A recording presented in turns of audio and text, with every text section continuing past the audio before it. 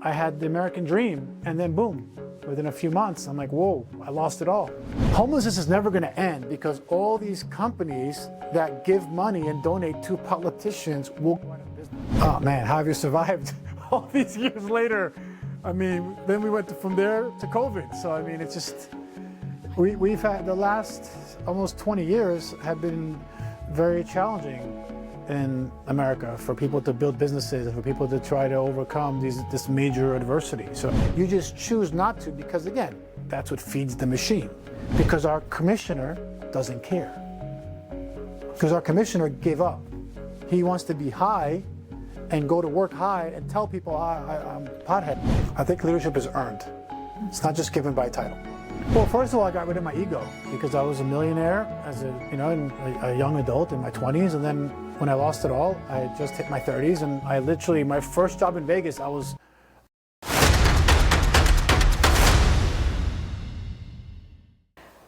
Hi guys, welcome to Open Up. Today's guest is Manny Kess, who grew up in New York and trained at the US Naval Academy. And when the 2008 crisis wiped out what he'd built, he didn't quit. He moved to Nevada with little resources and built the Kess Group into a respected hospitality organization spanning restaurants, real estate, and travel, working with athletes, entertainers, and local families. After 14 years calling Southern Nevada home, Manny is now running for Clark County Commission District E, bringing the same results, first accountability he used to build businesses to one of the fastest growing counties in America. Above all, he is a father, a husband, a philanthropist, and that drives everything. Welcome, Manny. So, Kess, Greek name, Greek last name? Greek name, yes. You know, there are a lot of Greeks here in Vegas. We have a few. Are you going to the Greek St. John the Baptist Church? That's where I go. That's my church. Yeah, mine too. Hold on, I've never seen you. You're not paying attention then. What?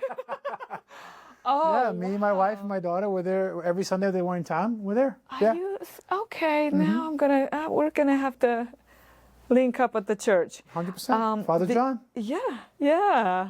All right, that's awesome. And you're gonna join us for the festival. 100%. I volunteer. I usually work the bar.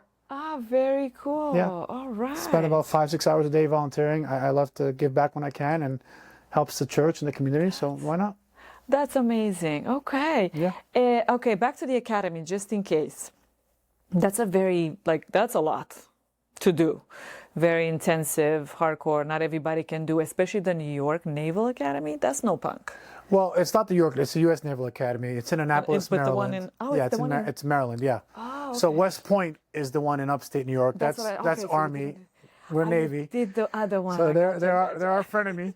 But still, both service academies extremely difficult to get into. Very challenging. So it was an honor to be accepted and go there. Yeah. And they do instill many great traits and qualities, and they try to bring out the best in everyone that goes through there. So it's incredible to be part of that brotherhood and that fraternity. Yes, it is. It's the elites, you know. Yeah, I would agree. It's harder to get into the service academies than it is to get into Harvard or Yale. So with the nomination, you got to get, like I said, congressional, presidential, or senatorial nomination. It's very, very challenging because they're limited. They can't do that. And then, so in my class, 1,200 people out of like 22,000 that applied got in. Wow. So it's very limited. Yeah. Which that says a lot about you as a. And we got lucky. We worked hard. Personality. You know? That tells the leadership skill right there. It's not. So the version of you standing in the wreckage. Now we're going to go to the 2008 problem that you had. Okay. So we're talking about 2008. The version of you standing in that wreckage of 2008 gets to ask the man sitting here one question. What does he ask? Oh man, how have you survived all these years later? I mean, then we went from there to COVID. So I mean, it's just, we've had the last almost 20 years have been very challenging in America for people to build businesses and for people to try to overcome this major adversity. So, I mean, if you work for a company, it might not be as hard, but as business owners, it's very, very challenging. Wow. So I think the '08 version of me would be like, wow, you've endured a lot of stuff, and yet here you are sitting here today, owning more than a half dozen companies, running for office, a family man, you know, raising an 11-month-old daughter with your wife. I mean, there's just '08, I was just a single guy making money, enjoying life. Now there's just so much more. It's so the complexity of who I am as a person and what I do every day it's impressive, honestly. It is impressive. And what did that teach you, that whole 2008 ordeal? Well, I mean, that was my first look into government and how they were bailing out these multi-billion-dollar companies. And I had a restaurant in Midtown Manhattan. No one cared about us. I went from having an incredible business to within a month or two, it was dead because Merrill Lynch and all these companies on Fifth Avenue that we cater to, they lost all their budgets.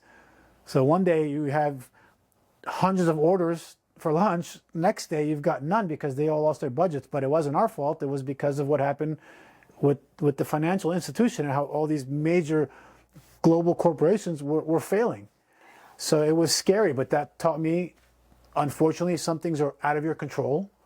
But there's a saying, you get knocked down 5 times, get up 6. You get knocked down 8 times, get up 9. So that was really the first big challenge in my life where after my father had passed, that was a challenge, but I was young, I was in college. This was me as a young adult, a business owner, thriving. I owned real estate, I had this great business. I was like, you know, I had the American dream. And then boom, within a few months, I'm like, whoa, I lost it all. By 2010, I'm bankrupt and broke, and I'm sitting there going, okay, what's next? And luckily, Vegas came along. I got a call from someone who was here. He's like, man, you need to come out here. There's opportunity. Cost of living is really cheap. There's no state income taxes. My friend that was a part owner of this company is like, we're expanding our company. We need hard workers. And I came out here to interview. 15 years later, I'm still here. So it's insane. Wow. It's been an insane ride. That's it sounds like it. But when you're rebuilding from zero, what do you protect first, and what do you get rid of? What do you do? Well, first of all, I got rid of my ego because I was a millionaire as a young adult in my 20s, and then when I lost it all, I had just hit my 30s, and I literally, my first job in Vegas, I was a host at a pool. So I went from a restaurant where I had 36 employees, and I owned, at the time, 4 real estate properties, to being a host working with 22-year-old kids that were just having fun. So got rid of the ego. I kept my morals, I kept my self-respect and that motivation to, you know what, I built it once, I can build it again. And slowly but surely, I started the Kess Group a year later. I left that job, started the Kess Group. That was scary. No income, no guarantee. You eat what you kill. If you don't book business, you don't make money. Most people don't do that. They work in this city or in this system, and nightlife or day life, for 5-10 years, and they build a book of business and transition. 12 months later, I'm like, nope, I'm gonna do this on my own. And I took the risk. So they say no risk, no reward. And again, like I said, I'm very blessed. I grew my company within a few years to one of the biggest ones here. My sister moved out from New York. She joined me, and we built the company. As time went on, we brought on staff, and I started dabbling, investing in other restaurants, investing, not running them myself. I was tired from what had happened to me. Then I started buying real estate again, investing, and slowly just building and expanding and getting, you know, I didn't want to have all my eggs in one basket because I learned from the '08, from the restaurant, that I can lose it all. So then I just started diversifying. And little chunks here, little chunks there. And thank God, it's been a blessing. I mean, there's challenges like anything in life, but it's been an amazing ride, and this is probably the best version of myself. That's awesome. Yeah. What are you? One thing you'd want every business owner in Vegas to know before they sign a lease or before they buy a business? Oh man, it's changed since I started in 2012 when I started my company to now. The amount of time it takes to get approvals, business licenses, if you're building something out, construction permits, it's daunting. So before you sign a lease and commit to 5, 10, 20 years where you're gonna have to pay, make sure you have all your ducks in a row. Make sure you've got everything planned out. I was looking to get a restaurant here, and they wanted me to start paying rent within 90 days. And at the time, the building department was taking 6 months to approve permits. So I told the landlord, I'll sign a lease that says the day that I get my permit, you give me 90 days, not the day I sign the lease. Because if it takes them 7, 8 months, I'm going to be 5 months in with rent. So I'm going to give you money. Don't make any money. Exactly. Not only am I going to not make money, I'm going to be losing money every single month. And then you got to get the approvals. So I didn't need a lot of time for construction, but if it takes me a year to open the doors, you made 9 months of rent, I'm in the hole. So I would just say make sure you pay attention to what you have to do, all the small little things. And right now in Las Vegas, unfortunately, permitting is brutal. Approvals, getting your certificate of occupancy, your CO, very, very long period of time. Who's in charge of that? City Hall? City Hall, the building department, county commission. I mean, there's a lot of, it's all bureaucratic. Where is Vegas headed now that you've been here for 15 years and you know the drill? I think it's heading, I mean, it is a sports mecca. Unfortunately, people don't understand that gaming is going down and it's going to continue to go down. So Vegas needs to diversify and bring in other industries. We're kind of heavy right now in data centers. I'm not the biggest fan because data centers take up a lot of space. So landlords love it, but there's not a lot of jobs.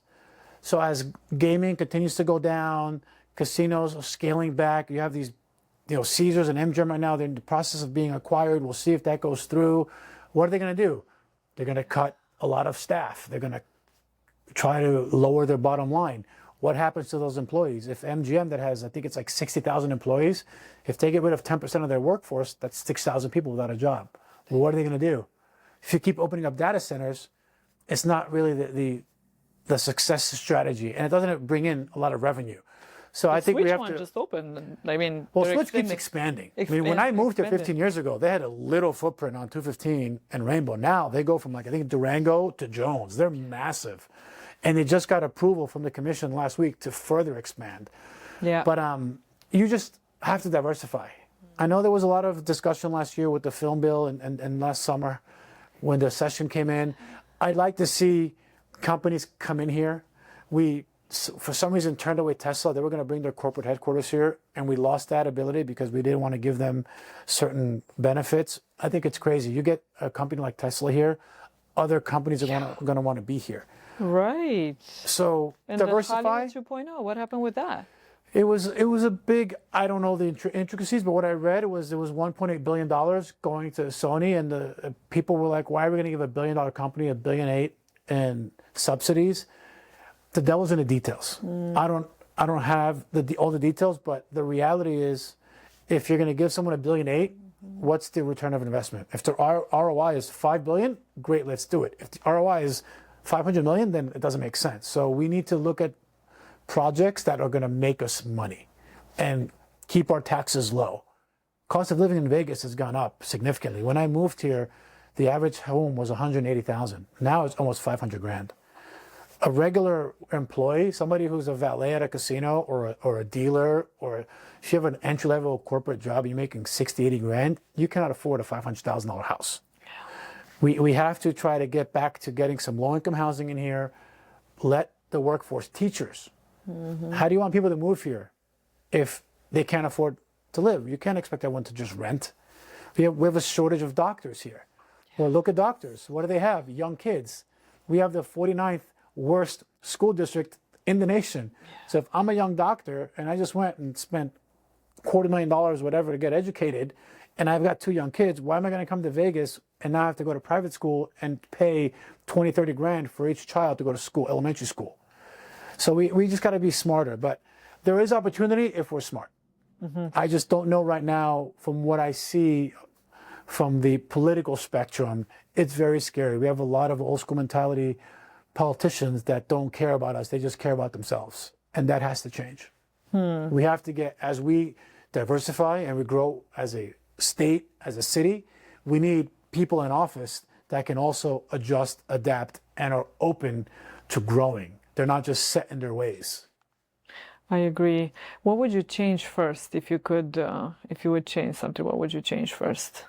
That's a loaded question. It's hard to say. It's not like one-stop fix here, but The first thing. yeah, I would honestly have conversations about diversifying because gaming is going to continue to go down. 10 years ago, we were one of the few places in the country where you can gamble. Now you can gamble online and you can gamble in almost every state. And in 2 years from now, they're opening up all this gaming in the Middle East. When those casinos open up, we're going to lose the Indian countries, the Saudi countries, Russia. They're not going to fly Actually, here. China too, which is Potentially, but the Indians, which are big gamblers, huge population, 1 billion plus, the Saudis, big money, a lot of wealth, and the Russians, a lot of wealth, they're not going to come here when they can stay locally. So we have to bring in other revenue streams, or else we're going to keep seeing cost of living go up, and people don't want to talk about it, but we're going to see a state income tax if we continually cannot cover our debts. So what I would like to see, I mean, I'm running for office, right? I want to see transparency. I want to see where all the money is going that the county and the state is spending. A lot of that money is not, the budgets are not online. So it's very difficult to see where that money is going. So I'd like to see some accountability and transparency. And you said you're running for office. Over 7,900 people were counted as homeless in the Clark County on a single night last year. What does that number look like in the next 4 years if you win? And what's the actual mechanism that moves it? Like, what are you going to do? If I win, it's going to go down. But the reality is right now it's been going up consistently. And people don't know this, but we're spending 9 figures a year on homelessness. So do the math. It's a lot of money. But what people don't understand is there's a lot of NGOs, there's a lot of corporations. That's how they make a living. So homelessness is never going to end because all these companies that give money and donate to politicians will go out of business. What's happening in Minnesota, for example, isn't by chance. That $5-6 billion that went missing, all those companies gave money to the governor, to the senators, to the congresspeople to get the ability to get those grants. So for me, I want to see where the money's going. Clark County has a $10.1 billion budget this year. That is a massive budget. And yet Clark County is one of the few counties in the country that does not have their budget online. Why? It's 2026. Yeah. It's not hard to put it online. Yeah. Either you're lazy or you're hiding something. Or incompetent. Or you're incompetent. So I don't want to guess. I want to know where the money's going because then I can tell you, you know what? I don't like this line item. Oh, this 50 million, where did it go? This 20 million? Yeah, I just saw one of the commissioners, April Becker, she was complaining because a lot of these bids are no bids. So a company just gets the contract. Well, if I want to build out this studio and I come to you and I say, it's going to cost $1 million. If you don't get another bid, you're going to give me $1 million. What if it costs $100,000 to build out the studio? You just wasted $900,000, right? But since it's not coming out of your pocket and it's coming out of the taxpayer's pocket, you don't care. Especially if that contractor is going to come back and give you $20,000, $50,000 in donations for your next election. So we need accountability. So what you're saying, this is all a scam. Trying to solve homelessness is not really. I don't want to. Listen. I'm not a doomsdayer. I don't think it's a scam. I just think that there's a lot of vested interest in that happening. It's just like drugs. If the government really wanted to stop drugs, they could. But then what would happen to companies like the DEA? What would happen to the police departments that have all these special drug units? These people would go out of business. So it doesn't make sense for them to make it go away. It makes sense to go back and forth and say, oh, you know what, today we had this major drug bust. Okay, and then 6 months later we had another one. Well, you can get rid of it if you want to. If you can go find people in Afghanistan in the mountains and you can kill people in the middle of nowhere, you can find where thousands of pounds of cocaine or weed or whatever else is. You just choose not to because, again, that's what feeds the machine. Drugs are probably a $1 trillion business globally. It's not like it's a couple of $1 million. So, of course, they don't want to lose that. But homelessness, it's the same thing. You can change the law tomorrow where every homeless person has to spend 24 hours in jail. If you get arrested 5 times, now you got to spend 30 days in a facility. If you have a drug problem, you go to a drug facility. If you have an alcoholic problem, you go into a drunk tank. If you're just homeless and you need help, okay, we give you temporary housing. You can fix the problem. Why is nobody talking about it? Why isn't anyone coming down with these rules? Because there's all these organizations that make a living doing it. It's a lot of money. That is, oof, a mic drop right there. But it's honest. It's, oh yeah. It is. You know, if you care, you can change it. If you don't care, you're not going to change it. And that's one of the biggest things for me. When I go to the supermarket by my house and I see all these drug addicts and all these homeless people, I feel bad. I can't fix the problem. Police should step in. But when you talk to a cop, they're like, oh, we give him a ticket, but the judges let him go. The DA doesn't want to prosecute. If you are down on your luck, we're going to help you. But if you're somebody who's been arrested 15 times because you're homeless, but you're really a drug addict who doesn't want to live in the parameters of civilization, we need to force you to get help. I mean, it's common sense. I feel like this could also tie in with this, like a socialist mentality where they're trying not to solve, you know, they're trying not to solve homelessness because it serves that agenda.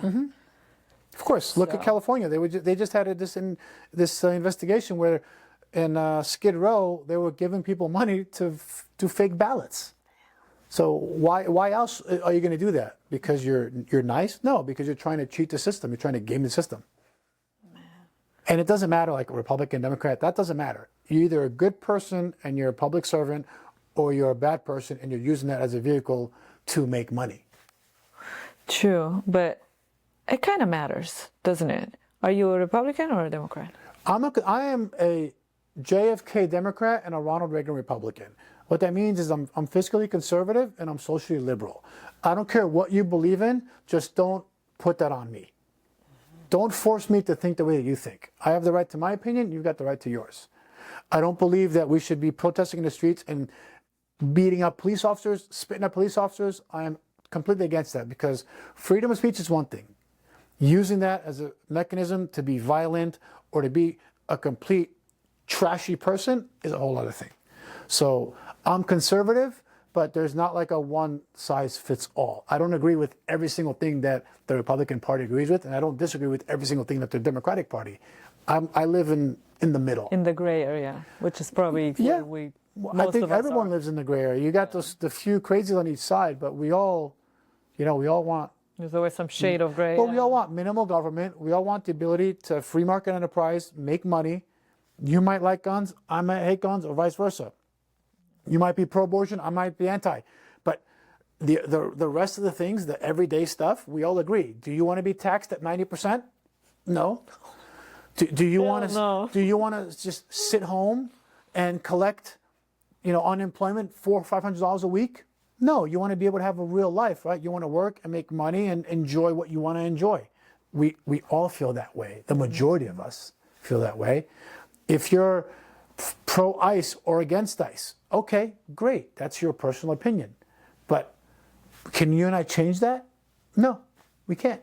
So why are we fighting over that? Right.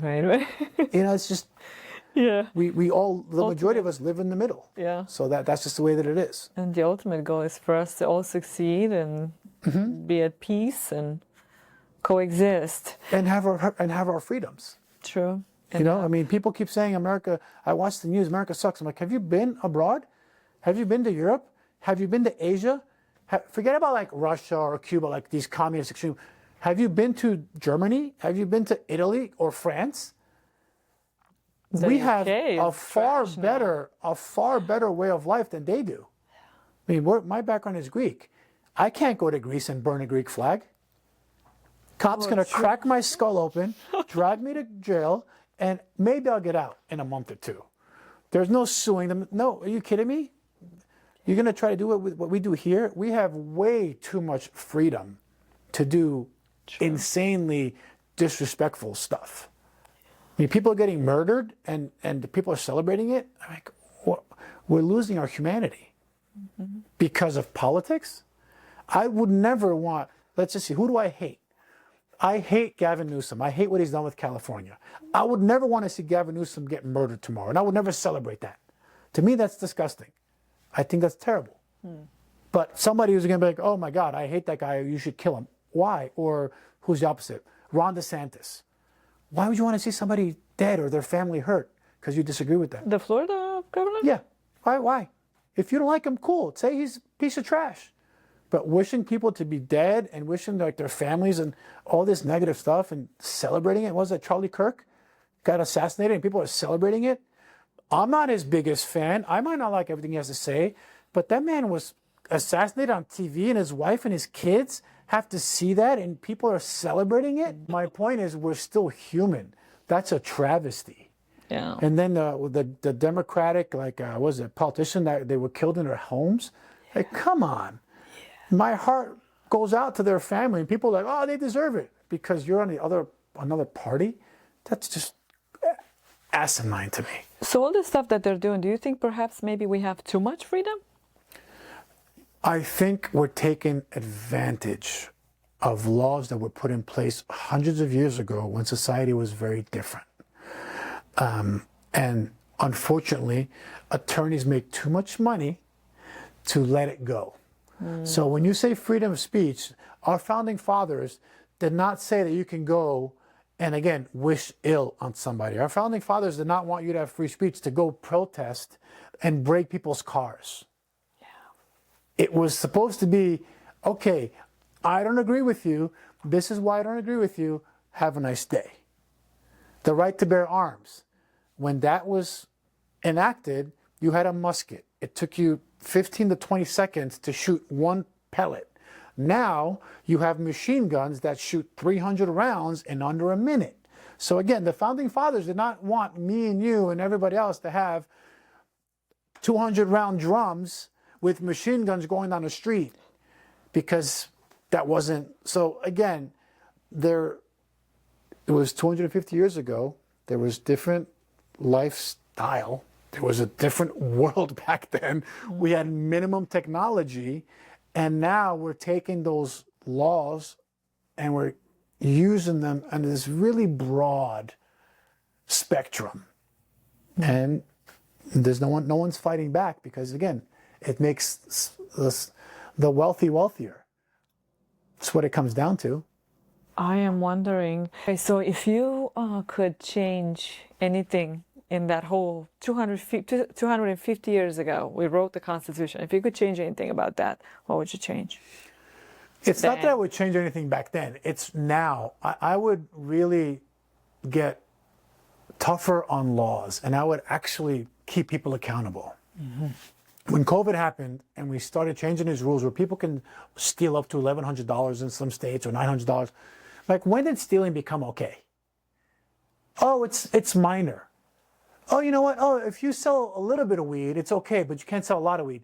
Why? Either it's legal or it's not. So again, we let judges and attorneys take an inch and make it a mile, right?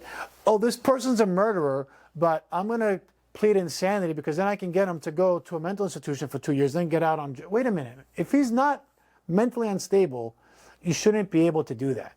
I mean, it's crazy. I was watching Netflix, the Menendez brothers. They literally killed their parents, and now people saw the Netflix story, like, oh my God, they've been in jail for 20 years. They should get out.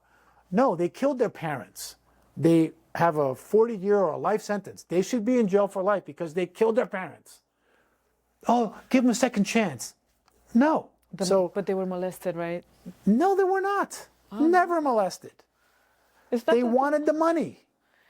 Ah, okay, I'm getting them confused. You're not confusing it. They were making up excuses and stories. They literally plotted and planned to kill their parents to get the money because they were spending money and their parents were like, we're not letting you spend all the money that you want.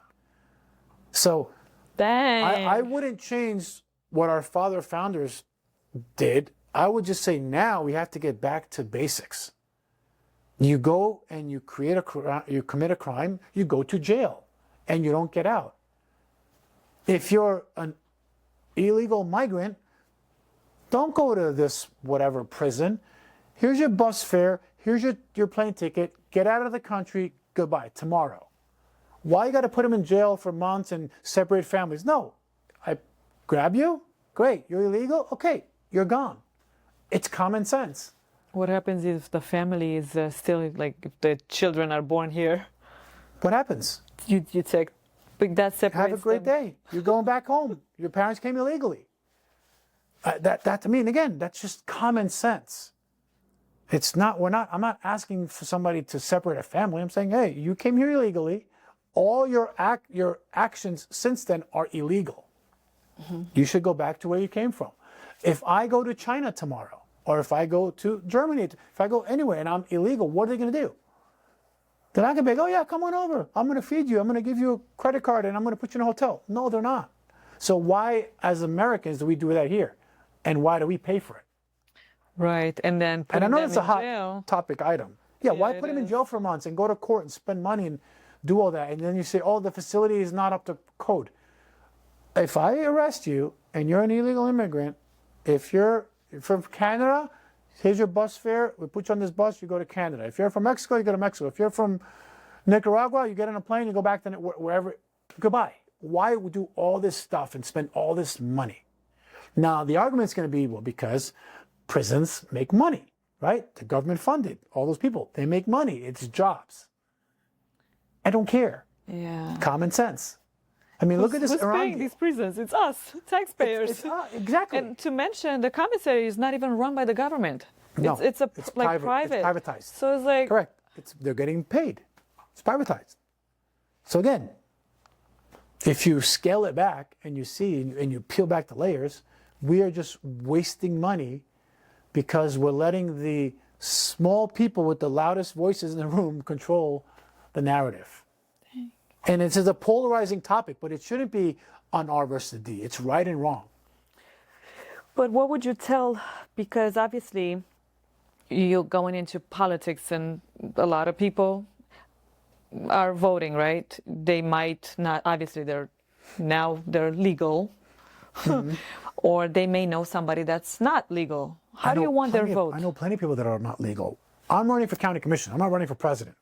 That's the president's concern. Okay. That's federal so you concern. Won't actually... I have nothing to do with that. I have the commission, business licenses, land use, Metropolitan Police Department. Tell us about that. Yeah, what So, does that do? We're just talking in general, right? Because you asked me about changing what the founding fathers and the Bill of Rights, and I was telling you I wouldn't change that. Okay. So as a county commissioner, I'm going to focus on what I can actually do. I can do nothing about ICE. I can do nothing about gun rights. I can do nothing about abortion. So it doesn't matter where you stand, I cannot help you. I can help you when it comes to land use, permitting, construction, public works, homelessness. Safety, police? Yeah, we oversee 60% of the police department's budget. So you should have a great relationship with the sheriff because we oversee the majority of their budget. So if there's a problem, hey, sheriff, how can I help you? Also, very simple. I represent the county. If a constituent has an issue, they should be able to call and get a response. Do you know how many people, I do events every week, coffees in the morning, I do tacos in the park. Do you know how many people say, our current commissioner never did that? Or Manny, the community pool has been closed for the last 2 years. We've called, we've emailed, we've gone to the commissioner's office, never gets back to us. Like, that is your job. It's a public pool. You're supposed to maintain it. Yeah. There's a $10 billion budget. I'm sure you could spend 20, 30, 50 grand to fix the pool for the community. But if that person doesn't care, here we are. So I would say for me, my cell phone number is on my website. I'm going to be accessible. That's not changing when I win. I'm going to have an open door policy. Make an appointment. You've got a problem, come and see me. If I'm not there, my staff will make sure that you're heard, and we will do the best that we can to fix the problem. Now, full transparency, I can't fix every problem, right? But I care. I want to know. If you're in a community where there's a bunch of accidents because there isn't a stoplight there and there's just a stop sign, okay, let's put a light there. If there's other things happening where it rains a few times a year here, but if your area floods because there's no sewage, let's go fix that problem because the streets are part of the county. It's our responsibility to maintain the roads. If a developer wants to put a high rise in an area that's super saturated and it just doesn't make sense. Let's have a conversation so that the community is heard. It's not just, oh, I'm the commissioner, approved or denied. You are a public servant. So that is my promise. I will serve the public and I'll be accessible. Where now the person that's the commissioner in E, he's not accessible and he's been there for 8 years. Crime has gone up in the district. Homelessness has gone up in the district. And he even said, I failed you. So why are we giving this man an opportunity to do it for 4 more years? What's going to change? No. You've had eight. So that's the biggest thing for me. What is District E? So Clark County is divided into 7 areas. Okay. And all that means is that when people can vote for the commissioner, there's 7 of them, you have to live in a certain area to vote for that person. So District E goes, it's a very gerrymandered, they've changed the map, so it's not like a square or anything like that, but loosely it goes from Las Vegas Boulevard and Sahara to Flamingo, and then it goes east all the way to Lake Las Vegas. So if you live in that area, you can vote for me. But when you're on the commission, when you're a commissioner, all 7 vote on major things. NBA, big topic right now. The NBA approved the team here. So once that gets finalized, the commissioners are going to vote on where that building actually goes. It's up to them. So let's just say they want to go to this area on the strip. The commissioners are going to say yes or no. They give the permit. If they don't like it, they go, no, you got to go somewhere else. You got to go to Summerlin. You got to go to Henderson, etc. So as a commissioner, you have direct say over your sliver, but then you vote on all the big ticket things. Another example would be the airport. The county commissioners voted on renaming the airport. So if yeah, of course. What is that about? $11 million, 8.5 of it came from our taxpayer money, because originally it was McCarran. They said that he was a bad person. They didn't like him, so they wanted to give it to Harry Reid, who was a long-standing politician here in Nevada. So the majority of Nevadans said no, but doesn't matter. They voted, and it passed. $11 million later, we renamed the airport. Just to waste $11 million. Correct. To honor a politician who is supposedly like the godfather to these people, and like the But the reality is, to answer your question directly, it's being accessible and being accountable. I want to put the county budget online. That's one of the first things I'm going to do. There's no reason why it shouldn't be online. And that scares a lot of people. A lot of the people that are in the commission right now, they don't like that. And by online, do you mean like on QuickBooks, or do you mean like for the whole world to see? It's going to be online. Yeah, it's online. It's going to be online. Just like many other counties, the majority of counties in the nation do. I wonder why it is not on there. One of 2 things. Lazy, or you're hiding something. I hope it's lazy. Because if you're hiding something, we'll be another Minnesota. Because when you have $10 billion in your budget in a small county like Clark County, it's a lot of money. Yeah, that So is. I'm hoping it's lazy, but I'm going to venture to say it might be a little bit of both. And fun fact, 2 years ago, the budget was $5.4 billion. So it's almost doubled in 2 years. It's a lot of money. It's with a B. Over $4.5 billion increase in 2 years. Some of that's federal, there's mechanisms to it. I don't think it'll be that next year. It's probably going to go down to maybe 8, but still. Talking about billions of dollars that we have no idea where it's going. How is that possible? Because we can always track question. it, can we? How? How can you track it? If you can't see it, how can you track it? Well, I guess if we can, who would be in charge of an investigation of such? Well, they just lost a court hearing. A judge just said that they have to open the books. So that a judge just made that, I think it was a week or 2 ago. I read about that in the Review Journal. So courts, DA. Interesting. Well, so I'm trying to understand. You're a Republican in a county that doesn't usually elect them.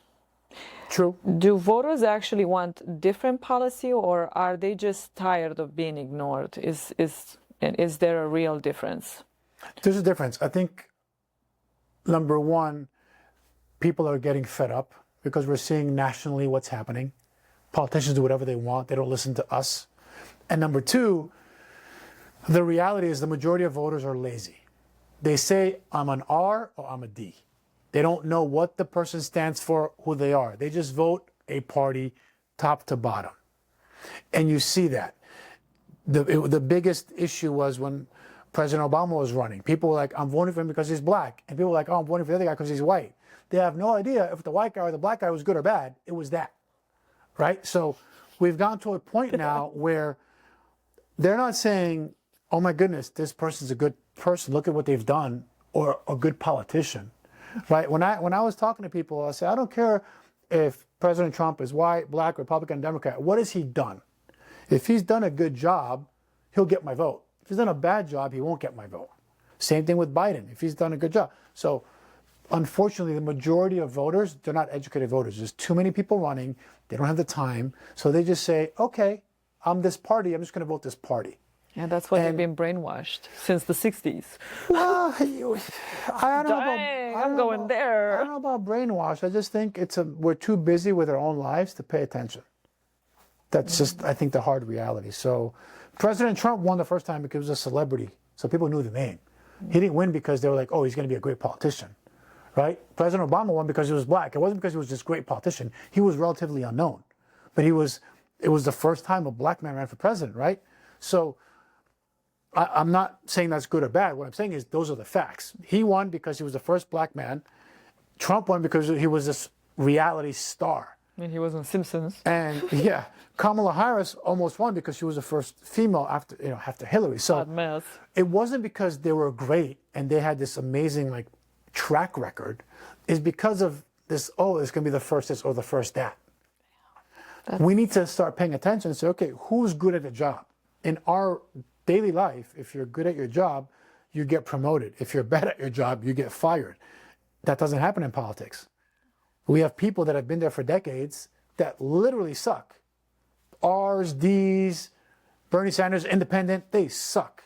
But they keep getting promoted and they keep going back. Bernie Sanders talks about all this environmental stuff and all this, and this people shouldn't be rich. He flies around private everywhere. Hold on, sir. You're telling me people shouldn't be billionaires, but you're flying on a private jet. Why aren't you taking a commercial flight? The one thing I'll say in New York, Mayor Bloomberg, guy was worth like $25 billion. He took the train every day. He did? Yes, he did. And that's why New Yorkers loved him, because he was on the train. The guy's a billionaire. Bloomberg News. They're like, oh, he's one of us. And he actually did a good job as mayor. I mean, some of his policies were kooky, but he had a chance because he was a regular person, or at least tried to be. Mamdani is complete opposite. I don't understand why anybody would elect this man as a mayor. But then you're going to say, man, look at the mayor of Seattle. She's a 36-year-old woman who lived in her parents' basement, never had a job, and now she's the mayor of Seattle, one of the biggest cities in the country. So we have completely lost our way. Yeah, we've lost our way. It's insane where we are. And hopefully people like myself can run for office, bring common sense, bring business acumen, actual knowledge and experience, and can right the ship. Because right now the ship is way off track. It's sinking from many different ways. Yes. Yes. Oh gosh. I don't know why we're still out there listening. We're playing the violin. It's scary. It really is. It's scary. A lot of politicians run on transparency. What does transparency mean to you? It means being open and honest about everything. It means backing up what you say. I can sit here and sell you any kind of story. I'm a pitchfork Republican, or I'm a diehard liberal. I can come in here with a rainbow shirt and tell you I'm the most liberal person in America. That means nothing. Transparency is show me. Show me what you've done, and then again, show me if you're getting a chance, right? So when it comes to politics, you have a track record. If you're in office, everything you do, you can look back and say, okay, A, B, C, D, E. Here's my voting record. Here's what I stand for. Hey, I go to the media. This is what I said. This is what I did. If I sit here and tell you I'm going to fight to put the budget online and I win in November and 4 years later there's no budget online and I haven't even talked about it, I'm full of crap. But if I tell you I'm going to put it online and it's online, oh, well, look, Manny said he was going to do that. If I say I'm going to have monthly meetings with the sheriff to make sure as a commissioner I give him every tool to succeed, and I'm in office for 2 years, And somebody says, Manny, how many meetings you had with the sheriff? 1. Bro, you told me you're going to have monthly meetings. Yeah. And I'm not saying that because I have no idea what the schedules are, but if I say something, I should put my feet to the fire and hold me accountable because I am a public servant. I serve the public. That's what transparency is to me. Yeah. It's not just lip service, it's backing it up. And I also appreciate the fact that you're very honest. You don't go around like your whole interview is like, this is who I am, a straight shooter. This is what I'm about. This is what I'm gonna do. Yeah. It's what I believe in. Yeah. It's, a lot of politicians, they're all claiming this transparency thing, but then it's like just this whole spiel and all wrapped in this bow. And it's like, come on. I like that realness. So I really hope people are gonna feel that as well. Hope that. Well, you mentioned my party. I'm a Republican, right? Republicans are supposed to be against immigrants, right? My parents migrated here from Greece. I'm a first-generation Greek American. My wife, born and raised in Colombia. She is an immigrant. My daughter, half Greek, half Colombian. She's American, but half Greek, her heritage, half Greek, half Colombian. Like, our families were migrants. So how can somebody say, you hate immigrants? What are you talking about? I hate my family? I hate my wife? No, you are ignorant because you're now putting me into a group of people that are not me. Same thing with Democrats. They say, oh, if you're a Democrat, you believe in ABC. I know a lot of Democrats that aren't like that. They just lean a little bit more this way than this way. So being transparent, being honest for me is just, this is who I am. You either support me or you don't. Either way, I don't care. You're not going to change my life. I'm doing this because I want to change other people's lives, and I'm very blessed, and I'm very fortunate to be able to give back and do things, and I want to do it on a greater level because we're very, very blessed. But make no mistake about it, every day that I campaign, I lose money. I can't run my companies. Every day that people ask me the R versus D question, I lose business because the D's are like, oh, you're a Republican, I don't want to give you money. Okay. I still go to sleep just fine every night, still kiss my daughter and my wife, and I still say my prayers because that's not going to affect me. This is an opportunity and a path to give back to people because I have had so many hardships in my life and people have helped me along the way. People have taken, but people have helped me too. If my friend didn't say, come to Vegas and offer me that opportunity, I busted my butt, but he gave me that opportunity. I wouldn't be here. Yeah. After COVID, if I didn't get people that gave me opportunities to invest in their companies and invest in projects, it was still my money, but they gave me the opportunity, so I'm grateful. So why wouldn't I pay that forward and help others? Because there are a lot of people in the world that are very less fortunate than I am. I'm extremely blessed. I thank God every day. And we're not going to get into the religious topic. I don't care if you're Orthodox, if you're Christian, if you're Muslim, if you're Jew. I don't care. Be a good person. Help someone. Because whatever religion you're in, as long as we believe in a higher being and as long as we believe in doing good and being the best version of ourselves, that's all that matters. Whether it's Allah, Buddha, Jesus Christ, whoever you believe in. I have an issue with atheists because if you don't have a belief in anything, then what makes you moral? What gives you the fortitude to want to be better? So for me, I don't care what people believe in, as long as they believe in themselves and they believe that they can always become better. And if you understand that the more you help others, the more blessings you receive in life. It's very hard for people to understand, but that's the reality that I live in. I will always help people. I've been screwed over so many times because I've given people money or I've given them opportunities or I've opened up doors. It's okay. And my friend's like, why'd you help that person? Because I could. But you got nothing out of it. It's okay. It's between me and God. Back in different ways, yeah. Yeah, and if it doesn't, I help that person. Yeah. So I'm not asking him to help me back or her to help me back. That's what I could do. And my wife and I, we sit there and we go, if we can do that, why not? Oh, yeah. But, God will bless 100%. those that are, yeah.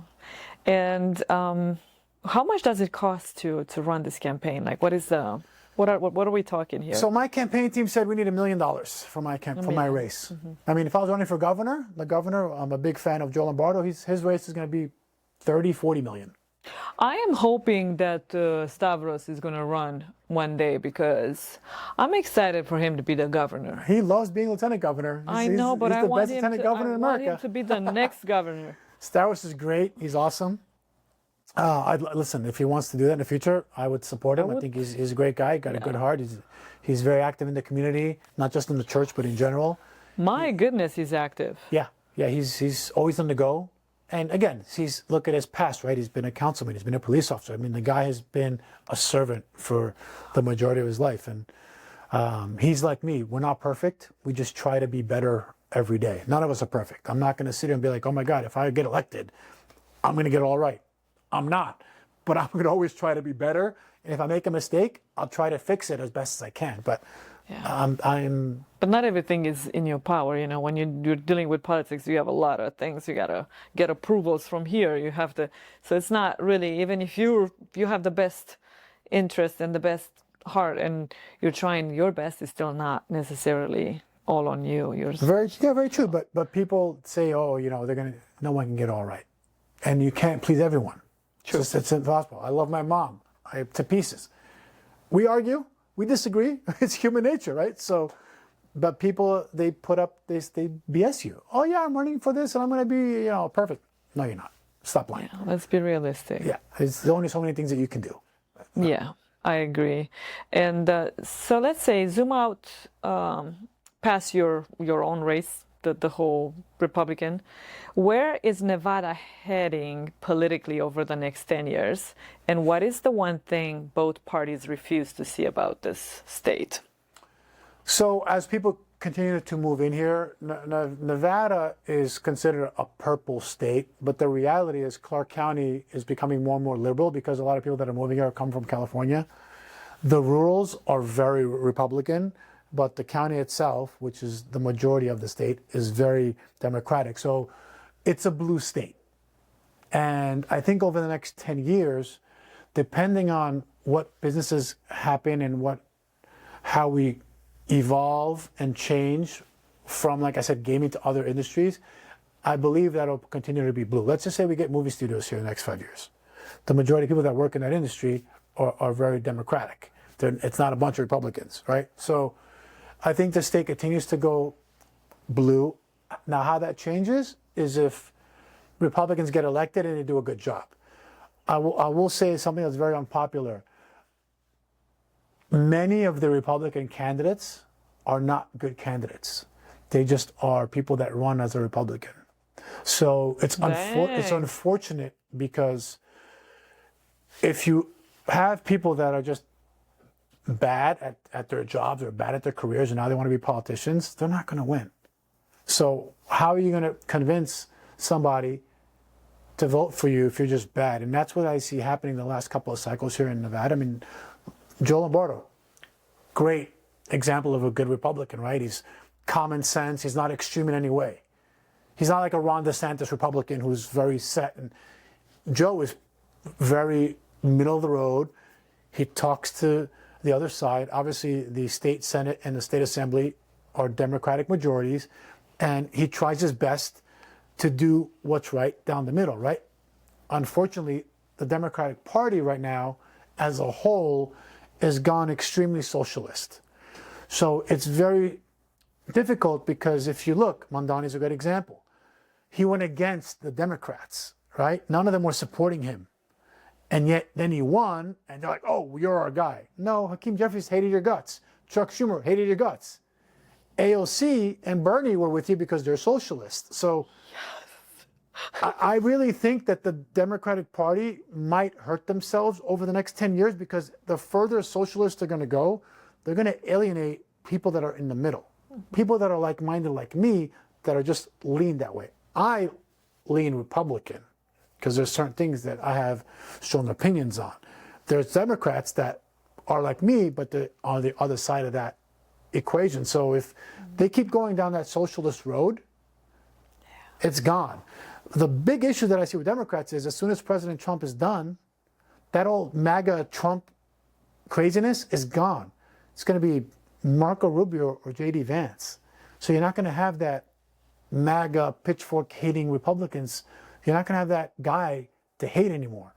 Marco's a likable guy. So is JD. And they're also... Marco's an amazing they're guy. also substantially younger. Yeah. They're very well spoken. President Trump is very opinionated, and people say he's not a good talker. He's a showman, right? That's just what he knows. Marco and JD are not like that. So they're going to carry the torch in a different manner. But if you're going to put a Gavin Newsom and a Kamala again, I think they're going to lose a lot of that middle of the road base. You're going to appeal to that extreme core. So there's an opportunity for politics to get more towards the middle, provided we get more candidates that are like that. If you have candidates that are extremist, we're going to have this constant national fighting.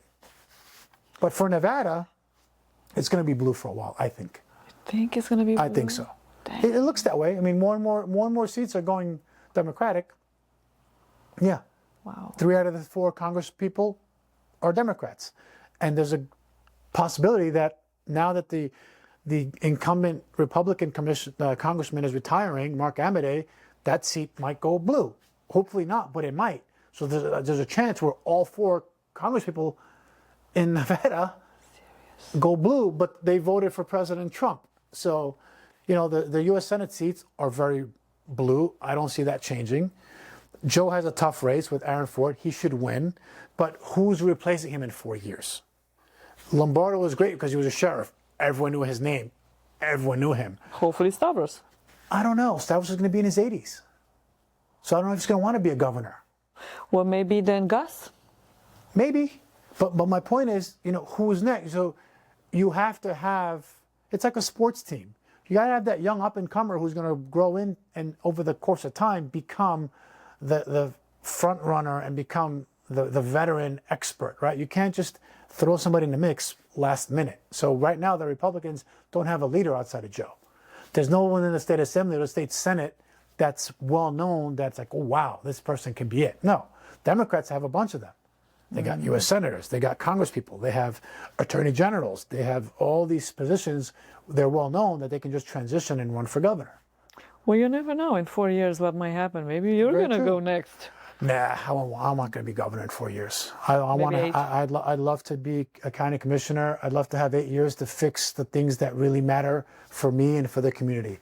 Actually, yeah, that's an 8-year thing. It's 4 years, but you get 3 terms, so technically you could do it for 12. But my point is, I would love to have 2 terms there, really create some change, really start the conversation about let's have more transparency, let's actually care about what we're doing on the county level. And then, God willing, we can see what's next. But I wouldn't want to jump from here to there. I don't want to be a career politician. I want to create change. And I want other people, once I win, I want other business owners to come out of the shadows. Oh, wow, Manny can do it? I can do it. What about mayor? What about mayor? Why not become a mayor? Mayor has no power in Vegas. Mayor controls the city. The Strip is county. I don't want to give people keys. I don't want to go to ribbon cuttings. I don't just want to be a symbol. I want to create change. So that's why. And I'm not, no disrespect to our mayor. Mayor, she's great, but that's not what I want. I don't want a title just to have a title. I want to create change. I want the city and the county to be better than when I got there. On the east side of town, I'll give you a fun fact. A big majority of the bus stops have no shade. Do you know what today's temperature was? 106. The east side of Las Vegas is the poorest part of Las Vegas. So the people that need the bus stop the most and they need transportation the most are stuck in the heat, standing up. How are you going to have no seats? No, nothing. It just has a pole and it's the thing. Nothing. No shade, no nothing. So explain to me why Summerlin and Henderson, that are beautiful and new and are wealthy, have these pristine, gorgeous bus stops that nobody uses. Then you'll never see a body there.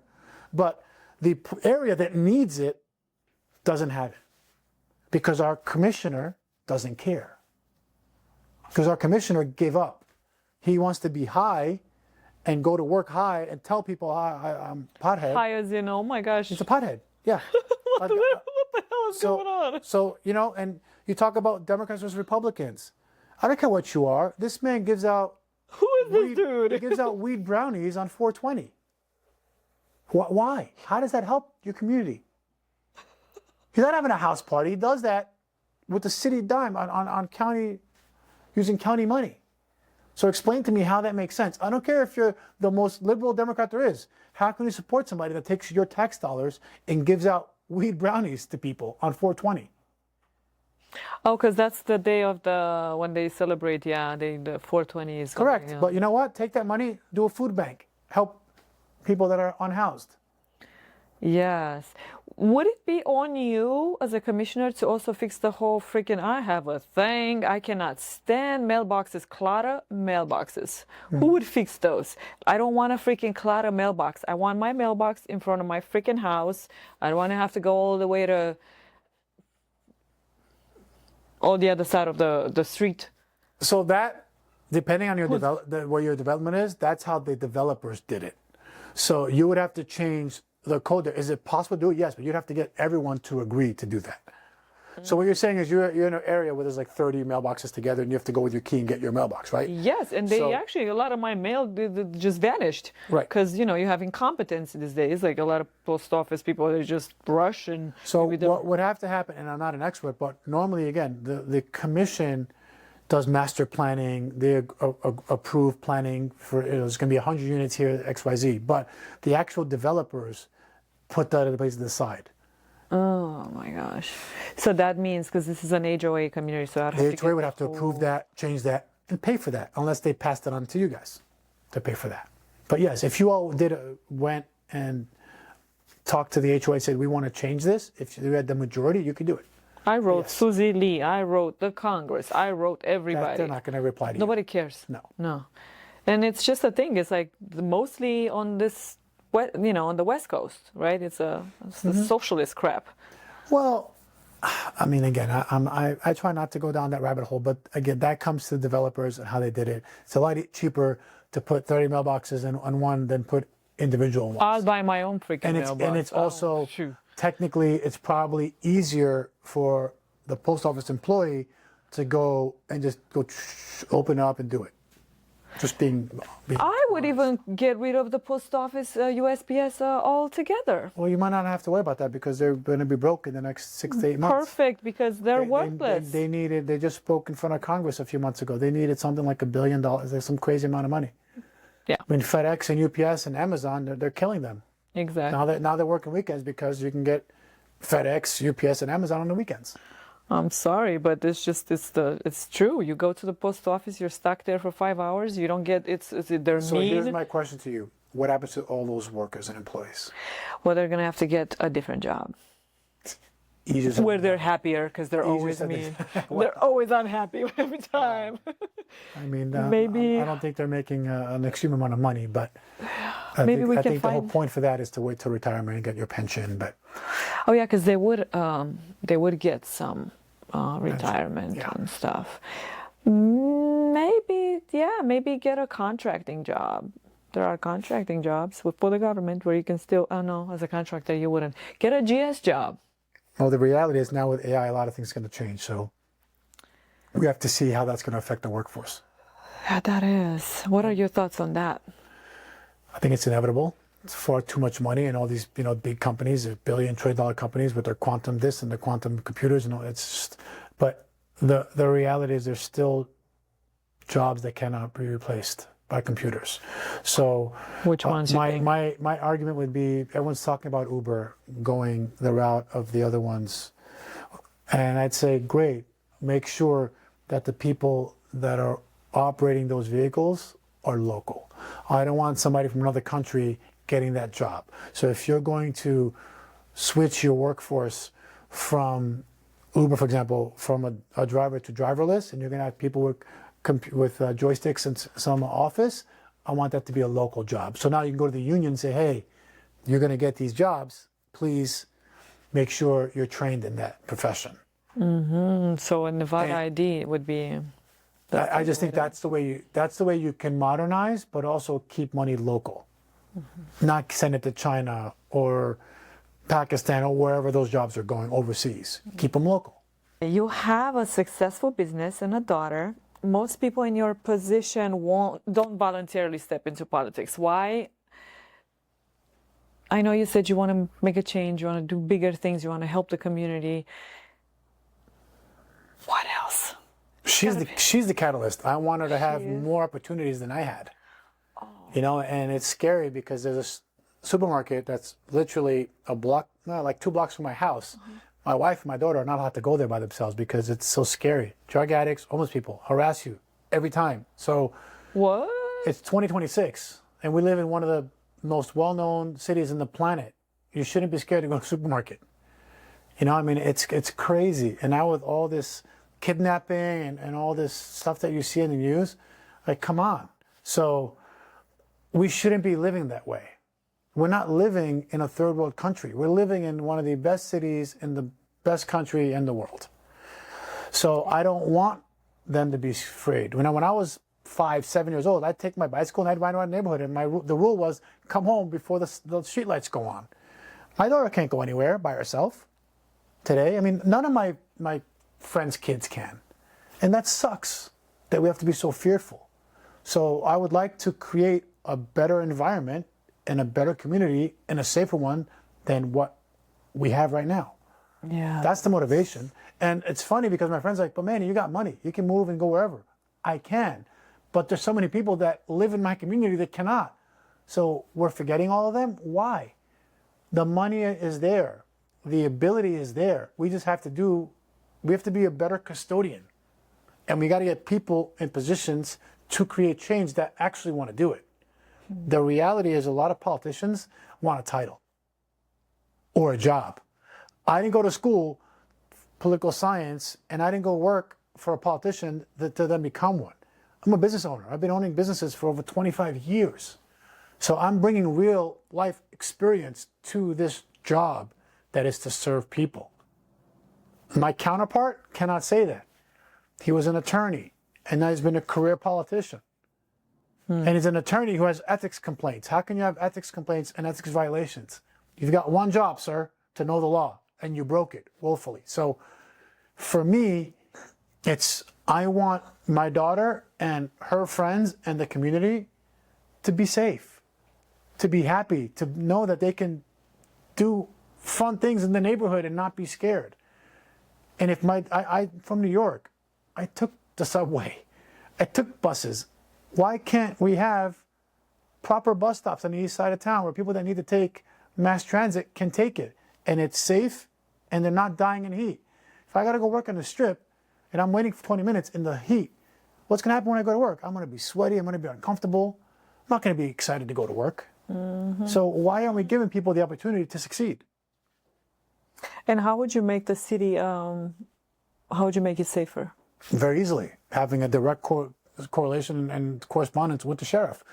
The county commission oversees 60% of the Metropolitan Police Department's budget. I want, if not monthly, quarterly meetings. How can I help you? I'm going to go to the 4 police departments to call area commands in my district, speak with the captain. What's gone on over this last month, this last quarter? How can I help you? I'm going to go to all the neighborhoods. Where are the trouble spots? And fix them. Do the work. We have the money, we have the capabilities, we just got to do it. There's hot spots in all the neighborhoods where there's a lot of homeless, where there's a lot of drug activity, where there's a lot of nuisances, a lot of houses that get complaints because they're either drug dealers there or they're criminals there conducting illegal businesses. No one's going there to shut them down. Why? Why are they scared? Let's tackle it. Hey, neighbors, there's a problem? Let me know. Then I'm calling the captain. Hey, captain, 123 Maple Street. What's going on over there? I'm getting a lot of people that are calling me, emailing me, telling me there's an issue there. I want you to let me know what's going on. When a commissioner calls a police captain, he's going to go do it, right? People are scared. We have a lot of Latinos in my community. Half of the community is Latino. They're scared because a lot of them might be illegal. So they're like, I don't want to talk to the police because I don't want them to kick me out of here. I don't care about that. You got an issue in the community? Let's go. Let's talk. There's streets in the east side of town that have never gotten repaved. Why? And they're not safe. There's potholes. But again, Henderson, Summerlin, pristine, beautiful. because the commissioners live there and all their donors live there. Let's fix the East Side too. So those are the things that I'm fighting for. It's not to have the title. The title sucks because I'm under a microscope every day and I'm pissing someone off and I'm losing money. And nobody knows what the heck that is. Correct. So it's about headache. It's about doing something right. And in 4 years, people can be like, oh, this guy did something well. And now get other people. Come on, get off the sidelines. You're a business owner. You're this, you're that. You're in construction. Okay, come on, let's go. Let's find a better way to get building permits faster. Let's get certificate of occupancy faster. I'm not an expert in the building department. I'm going to learn and I'm going to ask experts. But if you don't care, why is the DMV so hard? Why? It's true. Come on. Yeah. You can do half the stuff online. So why is it so challenging? Let's figure this out. And why are we in the top 5 with human trafficking? How in the world? I got another one. That's just disgusting what's happening with human trafficking. But that's also because we're a transient city, right? People move a lot, they do a lot. So I'm not using it as an excuse, but we're not paying attention. But something that's simple like car insurance. We are the highest car insurance in the nation. Higher than New York, higher than LA. Yes. Why? Why am I paying more money for car insurance than my family back east or my friends in California? Because we have terrible drivers? No, because in California and in New York, you get ticketed if your registration expires, if your license plate expires, if you have no. Here, you know how many cars don't have license plates? DA doesn't care. Judges don't care. No tickets.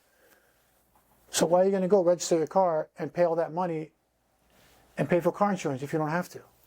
In New York, you get a ticket every 5 minutes.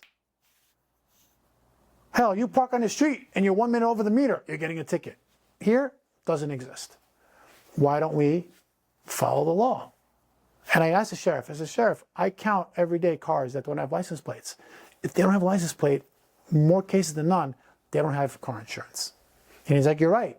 My cops write tickets, the DA and the judges, they don't even have to go to court. They just get dropped. You call some attorney and they just drops it for you for free. And I'm like, wait a minute, how? And then they get into accidents and they don't have insurance. So your insurance company has to pay for your car. So your premium goes up. Right. And I called my insurance. I'm like, hey, I've never had a car accident and I've never had a ticket. And the last 15 years, so why is my insurance so high? And they're like, #1 state in the nation, Nevada. And every billboard you see is an injury attorney. Nothing wrong with them. They're doing, they're making money, but They're a of dime a course, dozen now. It's like, of course, oh my because gosh. people don't have car insurance, so you're getting stuck with that bill. Dang.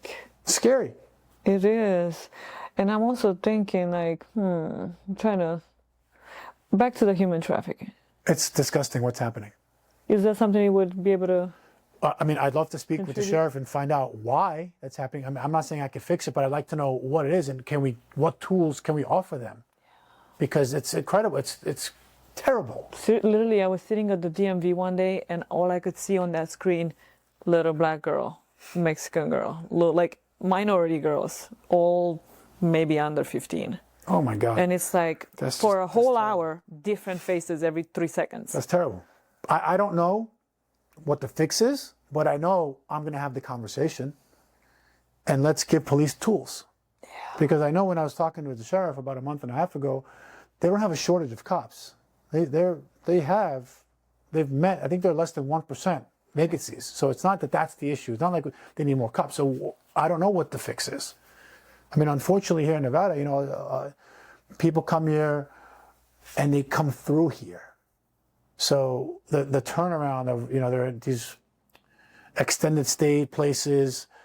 I don't really know what the security is there. I don't know if they're paying attention. Like this isn't happening on the strip in a famous casino. This is happening off the strip in these cheaper, dodgier places. So you got to be very careful. Yeah, it's true. But we should care. We're not in the middle of nowhere. Again, this is Las Vegas. We have to take action. Yeah, I think we need to. That is a big problem, I think, and it keeps increasing every year. It's growing and growing. Oh, my wife is petrified. Yeah. She's like, can you imagine when our daughter is older? I'm like, no, I can't imagine. I said, I'm going to buy more guns. But you can only do so much. Now, if your daughter's going to school, or, you know, what are you going to say? If she wants to go with her friends for ice cream, no? I'm going to lock you in the house? You can't do that. Right. So there has to be a fix. I just don't know what it is. I'm just being very honest. I don't know, but I would love to have that conversation. Yeah. Is it getting some federal funding and doing, I don't know, is it a task force? Whatever it needs to be done, we should put every foot forward. And as a commissioner, I'd be happy to call the governor and be like, Gov, what can we do? You got more tools, right? It's the whole state has to get involved. So, yeah, I agree. What does a business operator see inside government that career politicians might be completely blind to? everything. You know, as a business owner, we got to balance budgets. We got to hire and fire people. Cost of goods, COGS, very important. Career politicians, they know nothing of that. None of them have ever done that. So they just go get this job and have their aides and their assistants that are normally kids tell them what to do. Yeah. They have no common sense. And then again, oh, big donor such and such is coming in today. What do you want? Oh yeah, I'm going to give you this. But what if it's bad for the community? Yeah. And I'm not saying, you know, everyone has donors. I have donors. Every politician is going to get donors. You need to raise money to get your name out there, spread the word. I understand that. But when you're in a position, you got to do what's right. I've talked to a lot of unions, and most of them lean Democratic. And I'm like, why? Well, we've been that way for years. Why? I met with the culinary union, and I told them, because of the current commissioner, you guys lost a lot of workforce the last 2 years because they keep firing people from the casinos. Mm-hmm. Well, he was good to us when he was an attorney 30 years ago. Who cares? You represent a union, you represent workers that are losing their jobs because he's doing a bad job now. You're telling me he's getting allegiance because he was a good attorney 30 years ago? How does that make any sense? And then I met with the labor union, and I go, hey, they go, well, we want this, this, this, and this. I go, listen, I promise you, when you call me, I'll get back to you. If I'm not in a meeting, I'll answer the call. But if I'm busy, I'll get back to you. And if I'm going to vote on something that we don't align on, we'll have a meeting and we'll talk about why I went and I did this. I'm never going to blindside you, but I'm not going to lie to you and say I'm going to vote your way and then vote the other way. I'm going to tell you which way I'm going to vote and why. That's what governance is. Yeah. Having the conversation, listening, and then making a decision. It's not just saying I'm doing this because I have the authority. Now you're not a servant. Now you're a prick with a title. And we don't want that. And that's what I told people. I told culinary union, you don't want to support me? Great. I'm not going to be mad. When I win, I'll still take your call. But understand, I'm going to demand that you change your policy in the future, because you shouldn't just be one-sided and blind to what's happening. A lot of casinos have told me, Manny, we support the incumbent no matter what they are, because the percentages say that they're going to win again. And I'm like, what if they're bad to you? We don't care. We support the incumbent. Mm-hmm. And I'm like, that's as a business owner, that makes no sense to me. If you're my chicken purveyor and I keep buying chicken from you and you're always late and your product is bad, why am I going to keep buying chicken from you? Right. I'm going to say, sorry, I'm going to go to somebody else. You know, if I own a building and you're my maintenance company and you guys aren't fixing stuff, I'm not going to have allegiance to you. I'm going to go find another maintenance company that's going to be on time and it's going to fix stuff that needs fixed. So as a business owner, we have to constantly adapt, right? Why is this week slow? What can I do to bring in more business? Okay, next week I'm busy. Can I bring in extra staff? Politicians, they don't do that. They don't have that ability to think, adjust. They're just robots. Because they're in that and they usually go by the party. Whatever the party says. I'm a Republican. I'm not going to listen to what President Trump does. First of all, he's got nothing to do with the county commission in Las Vegas. Yeah. But I'm not. And even the governor. I love the governor, but the governor has to worry about the state. So he might pass something that's great for Northern Nevada that might not be good for Southern Nevada. I'm just using an example. As a county commissioner, I have to look at my constituents and what's good for my county. So we might disagree on something. Doesn't mean I can't work with the man. I'm just going to say, hey, Gov, on this instance, you and I don't see eye to eye. How about next time around, we figure something out where we can help Southern Nevada, right? And if I'm there in 5-6 years and there's a Democratic governor, Same thing. Hey man, you and I might not be on the same party lines. Cool. How do we work together to help our constituents? There are 7 county commissioners, 6 Democrats, 1 Republican. When I win, that's just 1 more Republican. I got to deal with a lot of Democrats. They're not my enemy. Hey, you're my coworker.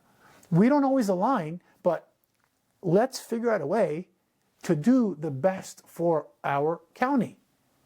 It's not screw you, you're a D. I don't want to talk to you. Yeah. Hey man, I need 7 Republicans on the commission. No, I don't. I need 7 people that have common sense and that want to do what's best for the community. That's going to be difficult. Listen, I've done a lot of things in life that are difficult. I'm not scared about doing that. And luckily, I love a challenge, and my past has shown I can work with anyone. I can handle any situation. I can come back from extreme adversity. So this is no bigger challenge than I've had to face before. You're talking about that. I actually wanted to ask, you've watched people tip big and still treat the staff like dirt. What does the way someone treats a server tell you about whether you can trust them in a deal or not? I've fired a lot of clients because of their poor treatment of staff. Well, so to me, money doesn't give you class, and money doesn't earn you my respect, right? Money gives you access, and it comes in all shapes and fashions, right? Some people get lucky, hit it big. Some people are born into it. Some people just got lucky in life and acquired it in a deal or some way. So if you treat people poorly, that just shows me that you have a poor reflection of yourself and poor self-esteem. And again, no one's perfect. We all have bad days, right? Something could have happened, tragedy, whatever. But a continued pattern, that's what it shows me. And for me, in my hospitality life, I have always steered away from that because I know those people don't deserve my time. And at some point, it's going to end badly. So I'd rather nip it in the bud in the beginning than wait for that to happen. I like that. I do. I think it's a spot on answer. And I want to ask you 3 rapid fire questions. Let's and go. Those are something you believe about leadership that most people would push back on. I think leadership is earned. It's not just given by title. Love it. The trait that made you successful in business that you're most worried will hurt you in politics. I'm very, very stubborn and brutally honest. You are. Yes, I believe you're right. I got that same read. Yeah. Oh, the compliment people give you that you secretly don't believe. In politics, oh, you're going to be fine. You're going to win. Just keep doing what you're doing. Dang. But we gotta put that in the universe because we need good leaders, especially in politics. Well, but empty compliments to me, they're just that. They're just air. True. Right? I mean, so many people tell me, oh, yeah, I'm going to help you. And then they disappear. They're just gonna say, yeah, you're gonna win, but yet they're not going to vote. They're not going to freaking promote you. They're not going to do anything about it. Yeah, or donate or do any like a little thing. Yeah. Now, you can donate $50 and you supported me. Thank you. And then you're going to go out and talk to me about your fancy car, your new watch, or your trip. I love you, man. I'm all in. Bro, you didn't even give me $100. Yeah. But you told me you just got a brand new 6-figure car, or you're going on a vacation and you're spending 20 grand. Yeah. You don't owe it to me. But if you're going to tell me you're going to do something, then be a person of your word. Especially when they know you as a person and the heart that you have and all the things you're trying to accomplish for everyone. You're trying to take one for the team, you know? So yeah, like, and that's one thing like my wife has been telling me the last 7 months that we started this journey, because I got her permission. I wasn't going to run without her permission. When she told me it was okay to run was Christmas, and our daughter was 4 months old, almost 5 months old, and so I was approached when she was pregnant, and I'm like, we're not having this conversation right now. After the baby was born, I said, my love, they keep asking. If you're not on board, I don't want to do it, because I'm not going to go and campaign and you're going to be home with the baby and I'm going to miss time with you and with her. So right before Christmas, she goes, we're doing it. And I'm like, what are we doing? And she goes, we're running. I go, we're not running. You just had a baby. She goes, no, we're running for office. They go, oh, I thought we should be like, we're running. So the journey has been amazing because she gets a different perspective than me, and she sits there next to me in all the stuff we do, and we bring Isabella, our daughter, to many of the things that we do because it's a family affair, right? But the point that I'm trying to make is she's like such a good judge of character. She tells me, this person is not going to help you, but when you win, watch, they're going to come running. This person you don't know very well, they're going to help you. And she's so astute. She's so good at reading people. She's such a great reader of energy that she's almost spot on. I made new acquaintances that have donated to me, that have gone and taken my signs and put them out in yards, that call people on my behalf. And I have good friends that have not done a thing. I had this one lady that I met, she got me a custom wine bottle because she knows that she was talking to my wife, knows that we like wine. And she got us a custom wine bottle with a label. The gesture, that's not an expensive gift, but the gesture was so thoughtful. And then she put it in a bag and she cut us a check. Nice. I'm like, do you know how many friends I have that are rich, that haven't done a damn thing? They're like, yo, I love you, man. You're going to win. Good luck. I'm with you. Text me and call me. Not a penny. And again, you don't owe it to me, but don't tell me you're all behind me. You don't come to any of my events. You don't want to put up a yard sign. You don't want to do anything. So you don't want to repost a story supporting me, right? So that's the stuff wild. where, it's life. I don't take offense, but this process has opened up my eyes. And people that literally I work with in these casinos that will benefit from my being there because I work with them. And they know if they need something, they can call me. They're friends. Zero. So I have a list, and I know. And when I win, because, it's part of God willing, I'm going to win, then I know. And then when they call, I'm going to be like, check. Baby, you're right. Amor, you got check. And it's okay. I mean, I had a conversation today with a company. You still help them, though? Of course. Okay. I had a conversation today with a company. I'm not going to name it. And it's this casino, and they're like, we support the incumbent, but if you win, then we're going to give you money. And I'm like, I appreciate your honesty, because at least you're honest with me, right? You're telling me what you're doing, and I get it. The statistics say the incumbents usually win. So they're like, we're going to back the guarantee horse. But they're like, we're smart enough that if you win, we're going to cut you a check. And I told this person, thank you for being honest with me. I value honesty. And she was like, a lot of people might get mad. I'm like, I don't get mad. I know business. I get it.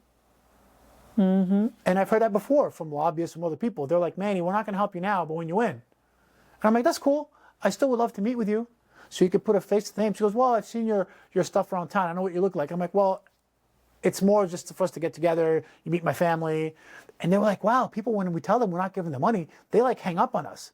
I'm like, you're not just a dollar sign to me. I want to build a relationship because when I win this position, I want to start.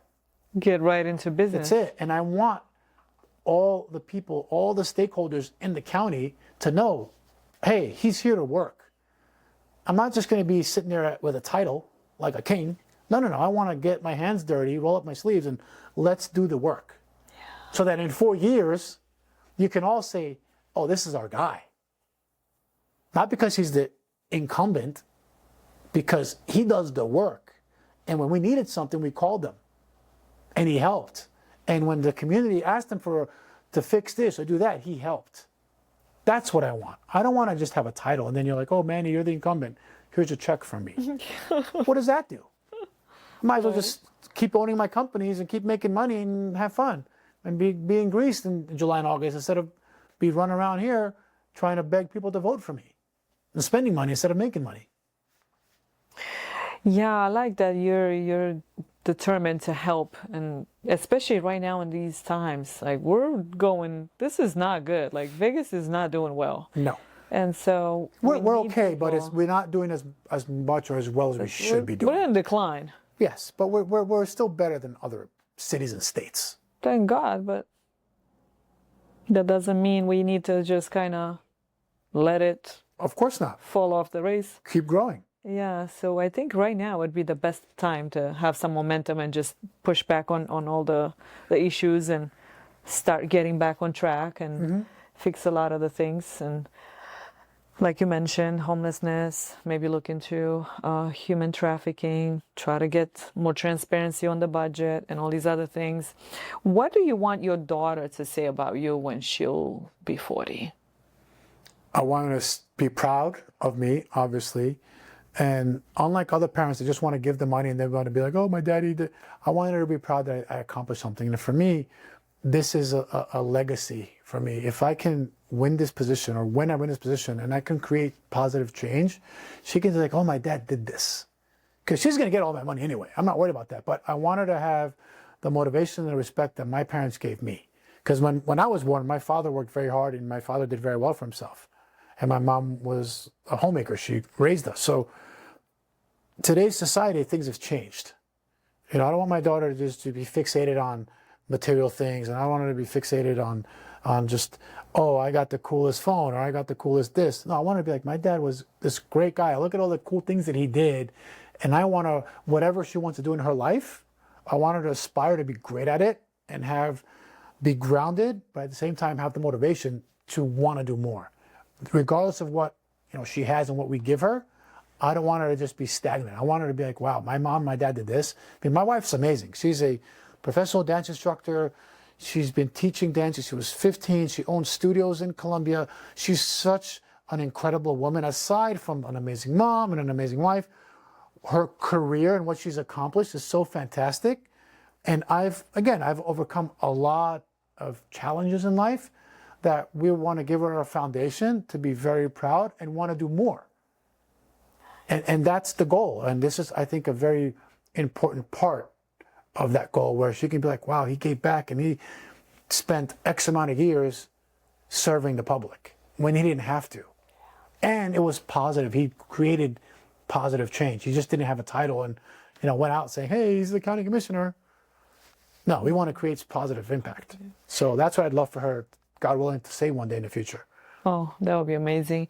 What about your dad? If he were alive today, what do you think, what advice do you think he would give you?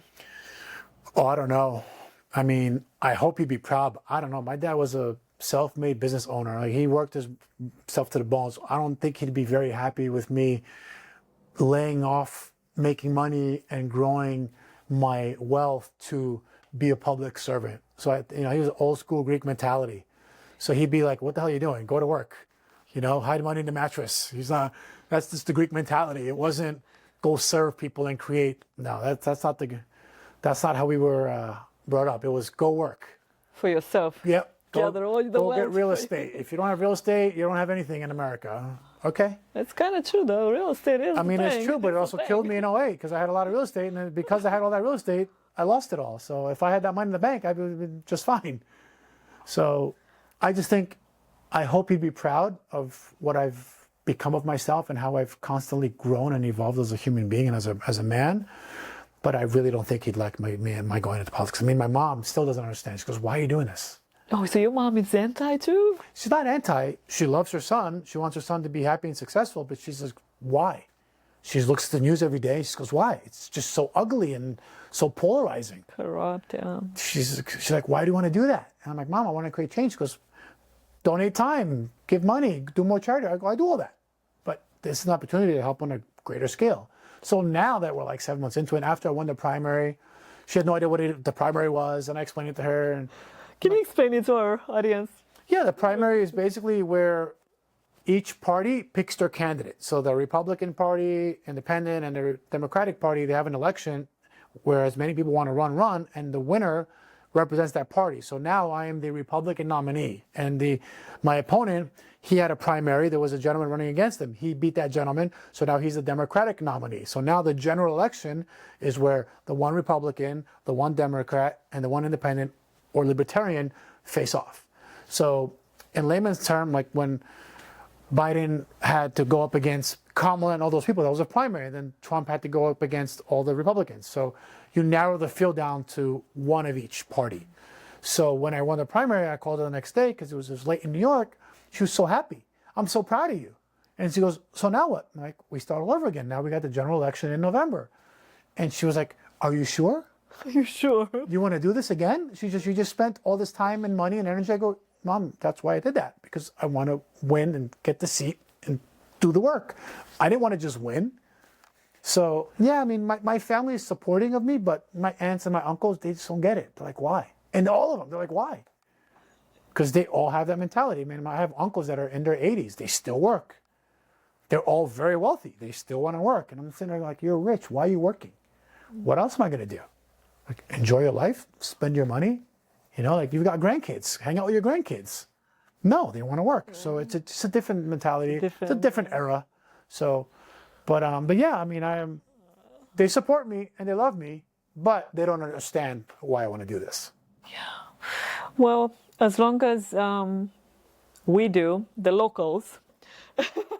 We need change. And once you get in, they'll understand. Hopefully, I mean, they'll see it, right? I mean, then when I'm doing stuff in the community, I'm creating change, and I can be, look, our crime numbers are down, and I was a small little part of that. Or look, I just did this event and helped homeless people, and look at this. I mean, I can show them results.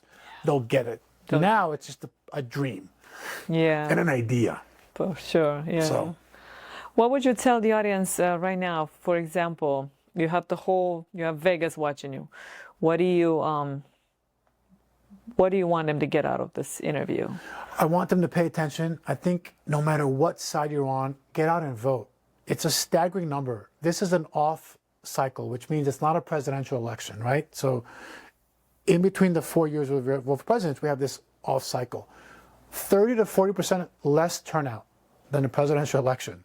The local elections, the governor, the attorney general, the commissioners, the city council, the state assembly, these people matter more to us than the president. They affect us more than the president. So get out and vote. And pay a little bit of attention to who they are, what they've done. Do some research. You know, if somebody says that they're a Republican, but they always vote for the Democratic resolutions, or vice versa, they say they're a Democrat and they vote for other Republican stuff, they're lying to you. It's easy to see, right? And if somebody says, I'm going to do this, and they've been in office for multiple sessions and cycles, and they haven't done that, they're lying to you. They just want the title and the job. So don't just vote for somebody. I'm a Republican. I'm not going to vote for every Republican on the ticket unless I support that person. I'm going to see who they are. So if you're a Republican, pay attention. If you're a Democrat, there are a lot of, it's called splitting the ticket. Someone might be a Democrat and might like Joe Lombardo because they like what he's done. Vote for Joe Lombardo. You know, if you love the Secretary of State and he's in the other party, vote for that person. Vote for people that are going to help us move forward. And that's not popular. I'll be hated for saying that by the Republicans, but that's the reality. There are plenty of Republican candidates that are very good and some that are bad. There are plenty of Democrats that are good and others that are bad. So we shouldn't just vote for them. And I'll leave you with this. If Gavin Newsom wasn't the governor of California, he would never be a governor. If he was in Montana or Texas or Florida, he wouldn't be governor. Ron DeSantis, if he wasn't in Florida, he wouldn't be this huge Republican. In Florida, he has a majority in the state Senate and a majority in the Assembly, so whatever he wants to do passes.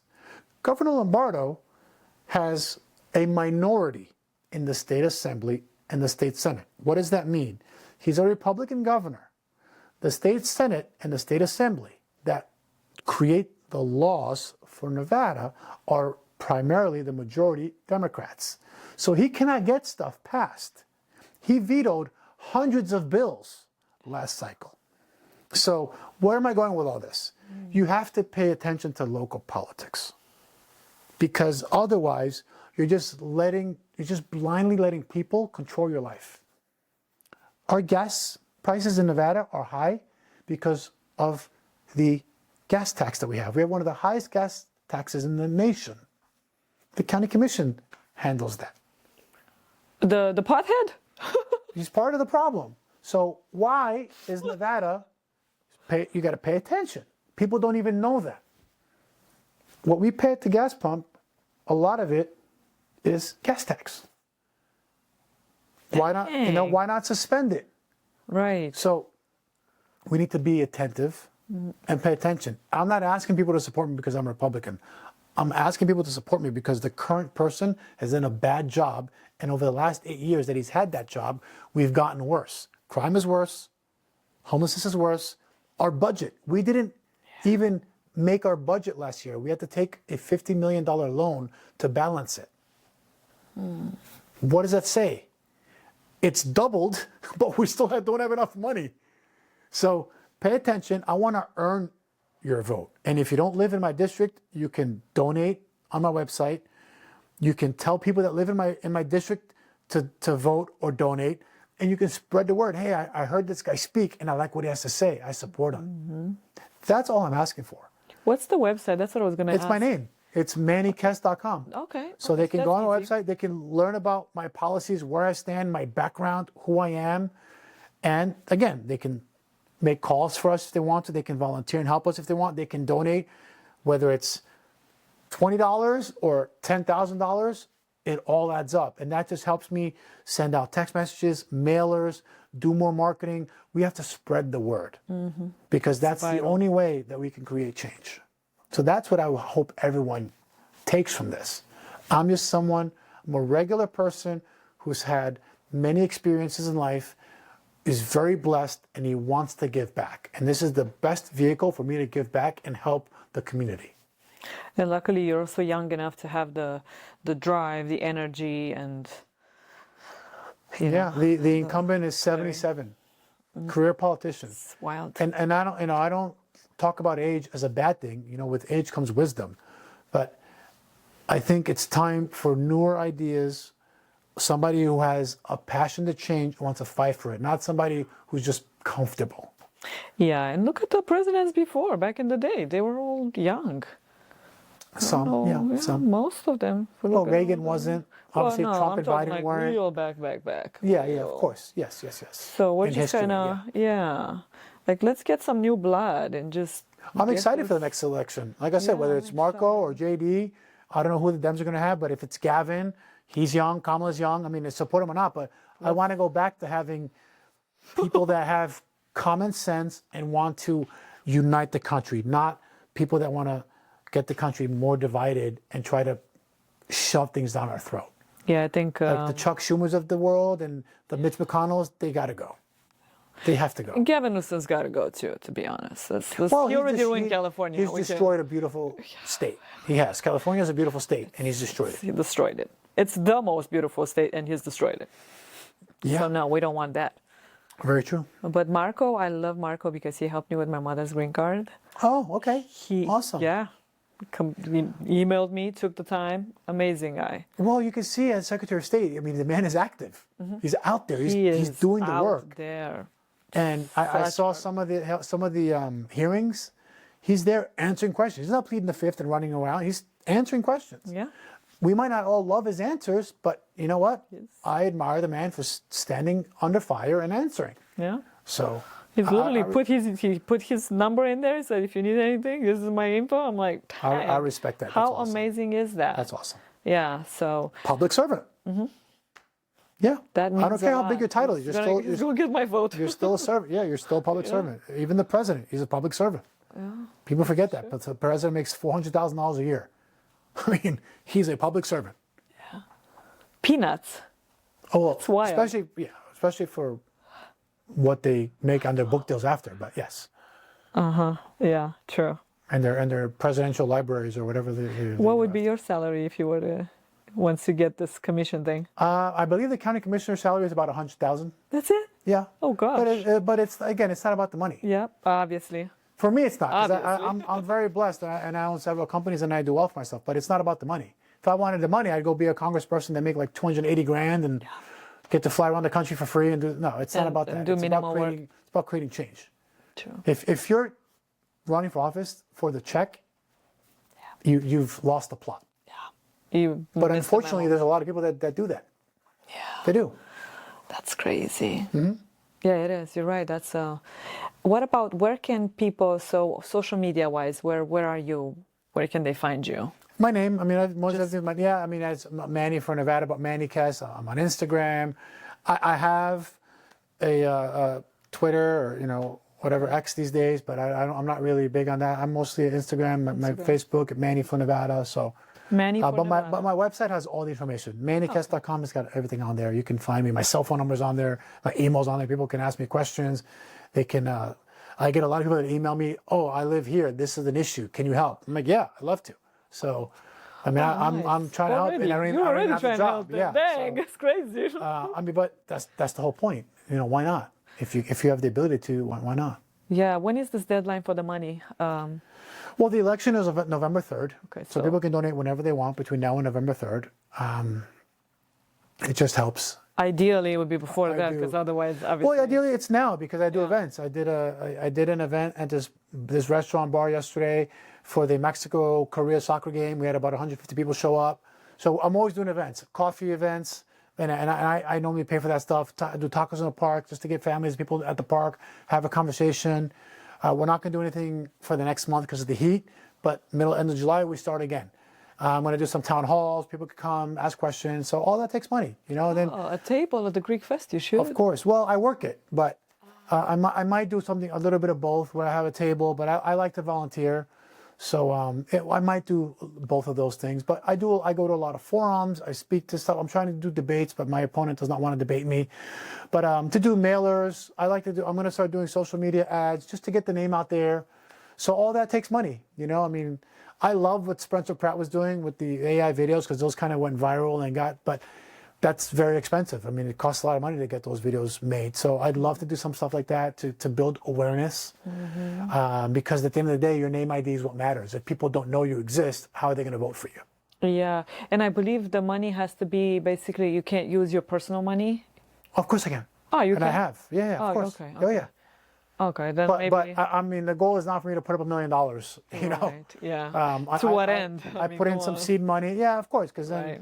I mean, I'm losing money by doing this, and I put in some seed money to start, and as the campaign goes on, I pay for things out of my pocket, but the goal is for people to support you, right? If you're going to donate $100 to me, and you live in my district, you're going to vote for me, right? If you're a business and you donate 10 grand or 5 grand, you're going to tell your employees, you're vested. If you don't do anything, then you're not vested, right? So Sure. that will also tell you like who's. Of course, yeah. if I get 7,000 people that donated to me, it's like, oh my God, there's people, if I get 10 corporations to donate to me, then I'm like, all right, I got 10 corporations. I want the regular person to be like, I like this guy. Here's $20, here's $100, here's $500. Because now I know they're vested. They're putting their money where their mouth is, just like I'm doing myself. One last question. Is there any question you wish I had asked?